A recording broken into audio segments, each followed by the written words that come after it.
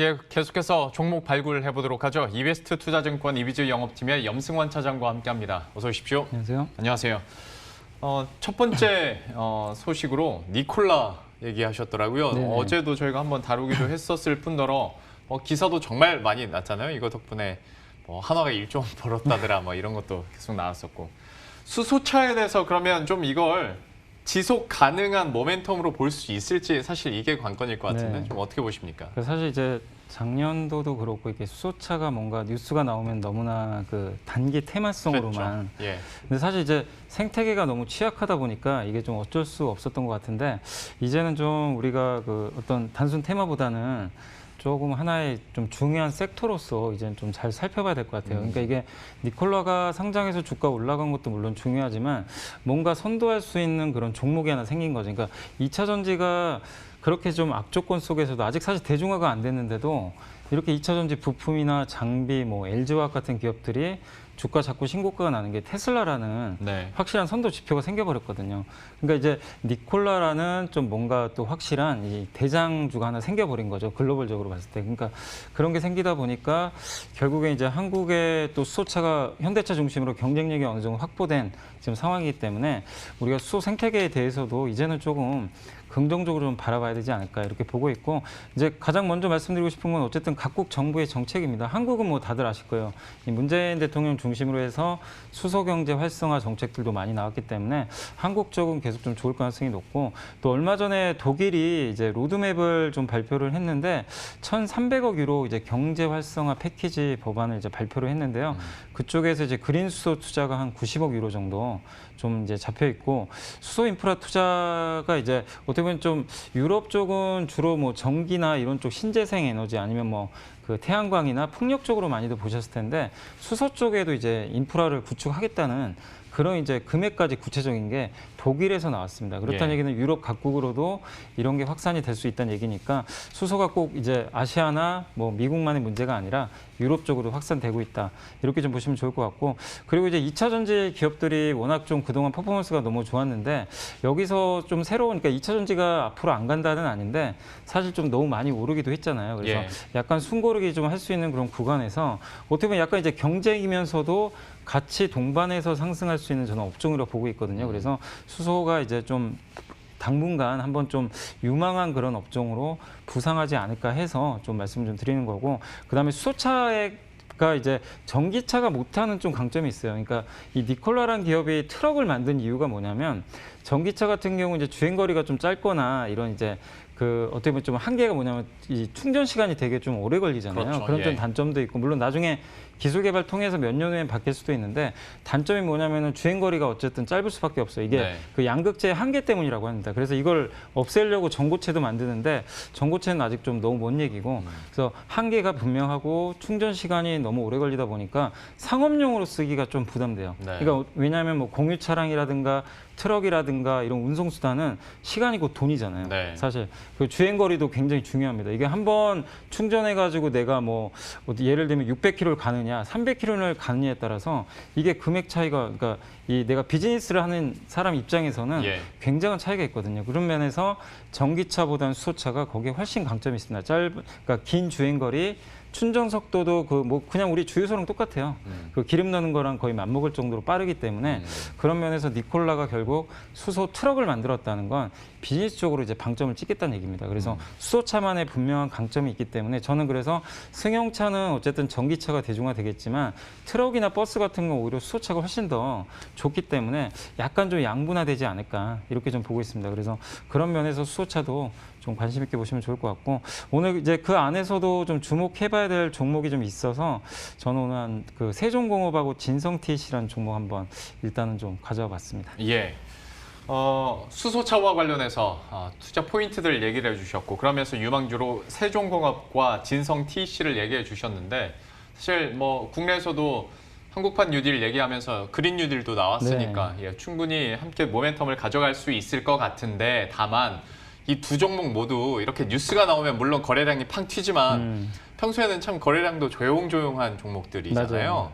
그리고 뭐 뉴스 안 나오면 좀 힘 잃고 네. 그런데도 갖고 오신 이유가 있을까요? 그러니까 저는 이 두 기업이 그러니까 사실 수소차도 좋지만 모멘텀들이 각각 또 있어요.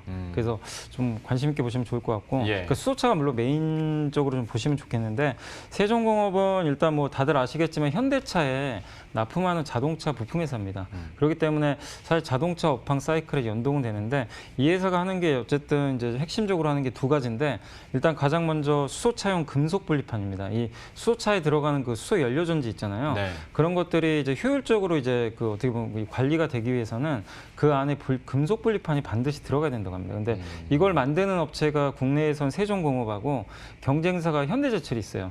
근데 현대제철도 물론 이제 막강한 경쟁사가 되겠지만 이 물량을 현대제철 혼자서 감당하기는 굉장히 좀 부족한 상황이고, 또 현대제철은 그게 메인은 아니잖아요.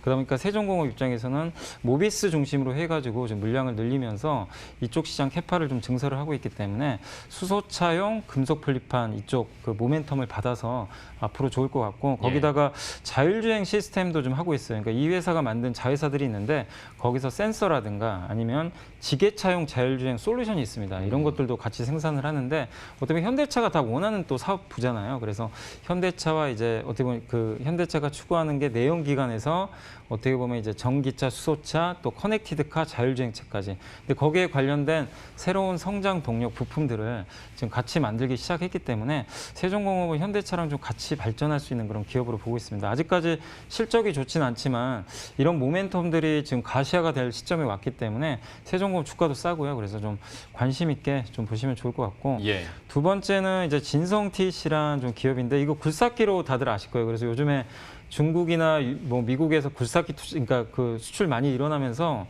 주가들이 많이 오르긴 올랐어요. 그래서 진성 TC가 당연히 이거 굴삭기 아닌가 이렇게 생각하실 수 있는데, 물론 메인은 그쪽이 맞는데 이 회사가 그 수소 연료 전지 부품을 좀 납품을 하고 있습니다. 두산 퓨어셀 아시죠? 네.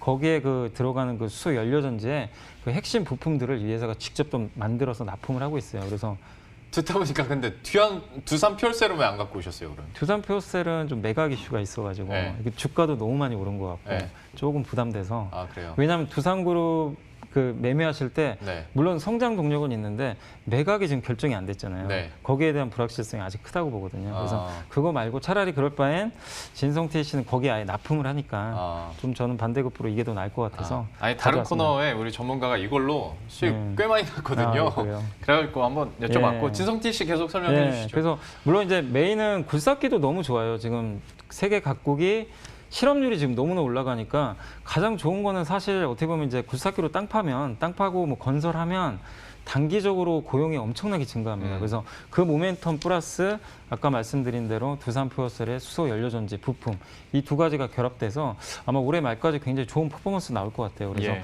진성 TC도 그런 좀 관점에서 좀 관심 있게 보시면 좋겠고, 쌉니다. 둘 다 싸니까 부담 없을 것 같습니다. 예. 최근엔 그래도 좀 많이 올랐잖아요. 네. 예, 그래도 여전히 싸다라고 얘기를 해주셨고 수소차와 관련된 두 종목들 살펴봤습니다.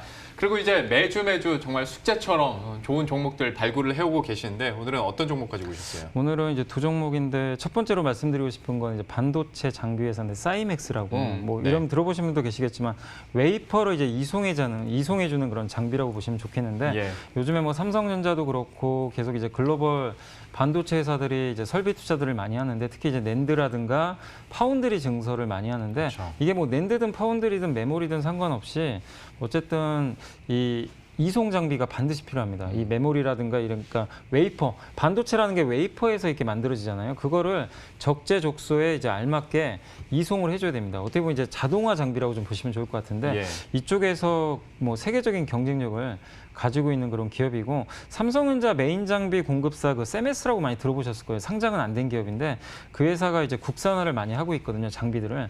근데 그쪽에 관련 장비 시스템 수요가 급증을 하면서 그쪽 벤더로 들어가서 좀 납품을 많이 하고 있다.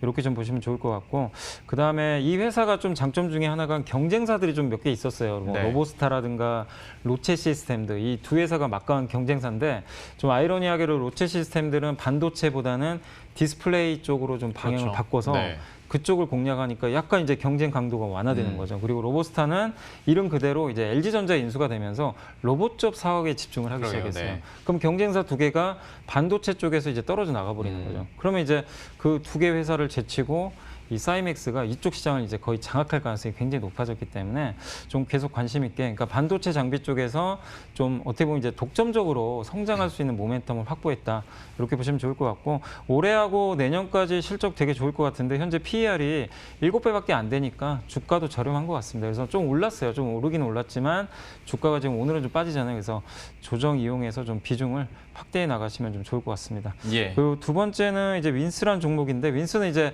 보안 장비 이제 만드는 좀 기업으로 좀 알려져 있는데, 요즘에 뭐 핀테크라든가 뭐 5G 이런 뭐 아니면 디지털 뉴딜 이런 것들 계속 얘기 나오는데, 거기서 제일 중요한 게 뭡니까? 해킹 당하면 안 되거든요. 그렇죠. 그래서 보안이 중요한데, 그런 해킹을 방지해주는 침입 방지 시스템, 그런 이제 보안 솔루션 만드는 그런 기업이라고 보시면 좋을 것 같고, 그리고 이 회사의 장점은 물론 이제 국내 매출 비중도 좀 나오는데 일본 매출 비중이 굉장히 높아요. 근데 일본이 얼마 전에 5G 상용화를 시작을 했고, 일본도 이쪽 방향으로 좀 나가고 있거든요. 그러다 보니까 이쪽에 대한 이제 그 보안 장비 수요가 높아지고 있는데, 실제로 이번 1분기에 매출도 증가하고 영업이익이 한 500% 급증을 했거든요. 근데 그 배경이 일본 수출이 많이 늘어나서 그렇습니다. 예. 근데 이게 내년까지 계속 늘어날 가능성이 높기 때문에 관심 있게 보시면 좋을 것 같고, 윈스를 근데 가져온 가장 결정적인 이유는 주가가 좀 많이 빠졌어요. 올랐다가 실적 때문에 이게 한 18,000원 이상 갔다가 지금 16,000원 좀 밑으로 살짝 내려갔거든요. 그래서 지금 주가 수준이면 충분히 좀 실적 좋은 기업 저렴하게 매수할 수 있는 기회 같아서 오늘 한번 가져와 봤습니다. 예, 유망주로 사이맥스와 윈스까지 함께 설명 들어봤습니다. 이베스트 투자증권 이비즈 영업팀의 염승환 차장이었습니다. 고맙습니다. 감사합니다.